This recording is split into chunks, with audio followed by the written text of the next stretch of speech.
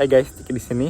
Dan di video kali ini saya ingin membahas tentang kenapa sih cyanide object syndrome itu berbahaya dan apa sih solusinya. Saya akan menjelaskan semuanya di sini.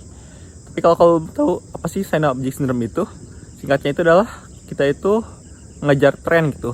Kita FOMO terhadap sesuatu yang bersinar. Itu cara istilahnya seperti itu. Digunakan untuk biasanya burung gagak gitu. Kan burung gagak kalau lihat sesuatu yang bersinar, mereka ingin sesuatu seperti itu gitu. Sama seperti kita juga sebagai introvert pemula, kemungkinan besar kesalahan utamanya itu ada di sana gitu, di cyanide object syndrome.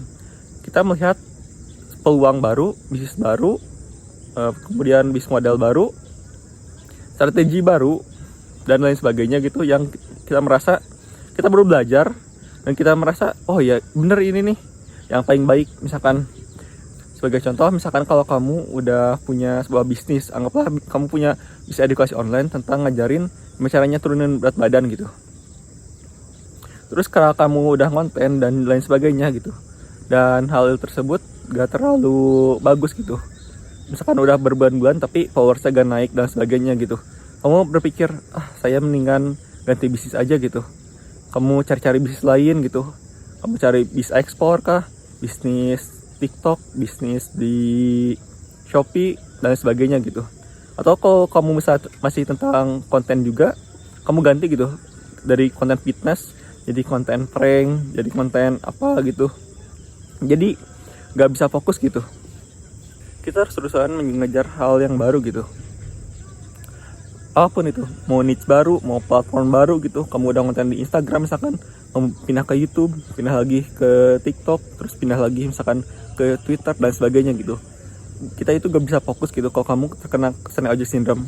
Kenapa saya bilang seperti ini? Karena saya mengalami sendiri gitu.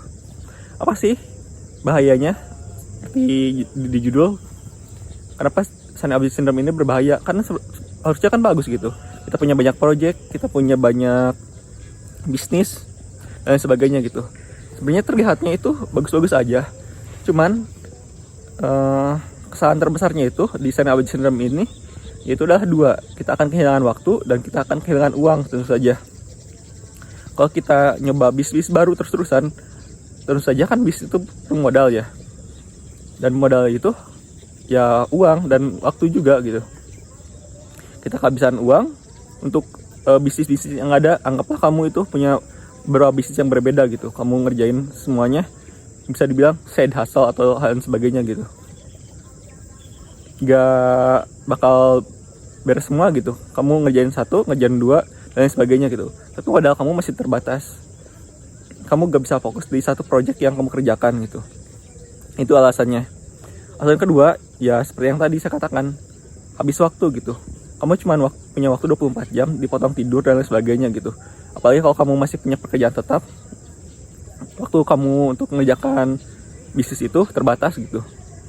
Jadi daripada banyak project gitu, kamu fokus aja di satu project. Misalkan kamu mulai bisnis edukasi online, udah itu aja gitu. Gak usah lihat kiri kanan lagi.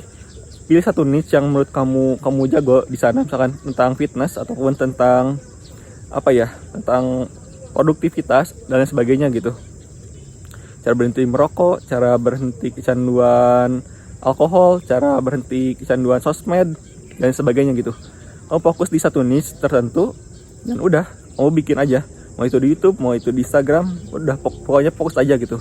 Sama seperti saya ini fokusnya itu di bisnis edukasi online. Pokoknya untuk entrepreneur pemula yang mau dapetin 20 juta rupiah per bulan di awal-awal kan seperti itu harusnya. Ya udah, saya fokusnya di situ aja.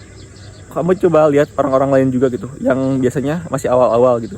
Sama gitu, ada orang yang fokus di fitness, fokus di ngajarin bahasa Inggris, ngajarin bahasa Arab gitu. Nggak melenceng kemana-mana gitu. Jadi itu pentingnya fokus untuk menghindari cyanide object syndrome.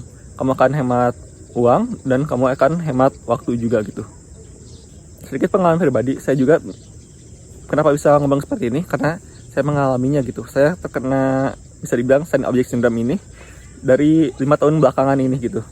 Saya bisa dibilang saya udah mencoba hampir 15 mungkin ya, kayaknya 15 bisnis online yang berbeda-beda gitu.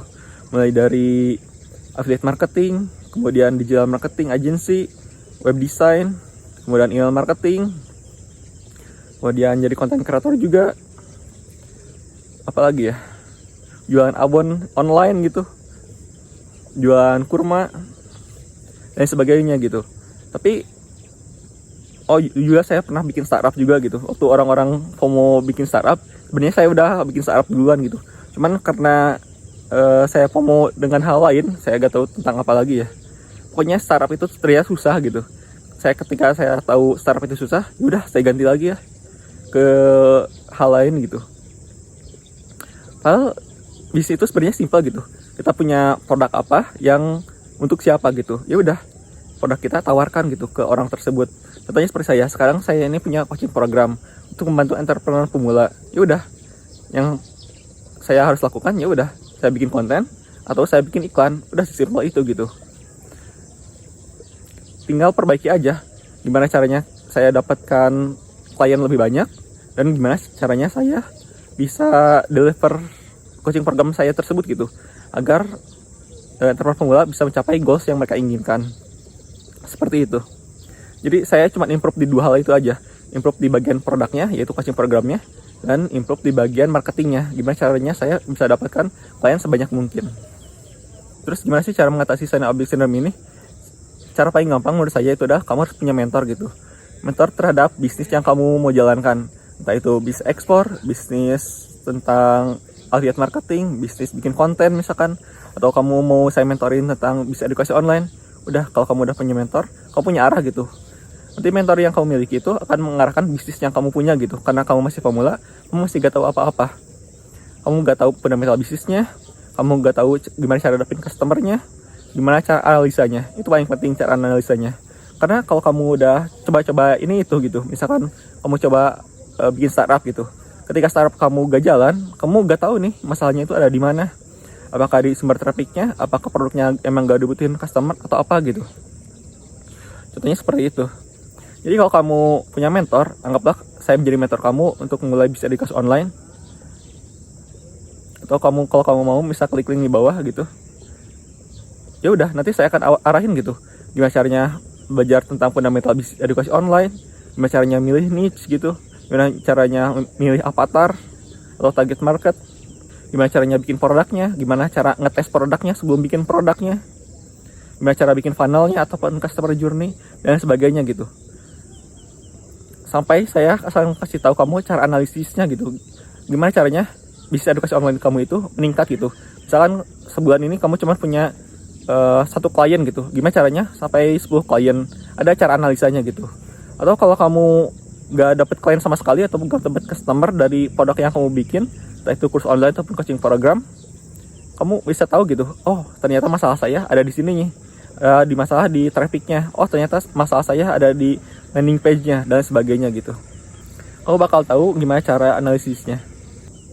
Ya, itu sih saran terbaik dari saya, daripada kamu buang-buang waktu gitu, tempat sana sini gitu, buang waktu, buang resource juga, buang modal juga untuk mulai bisnis yang katanya kamu bisa sendiri.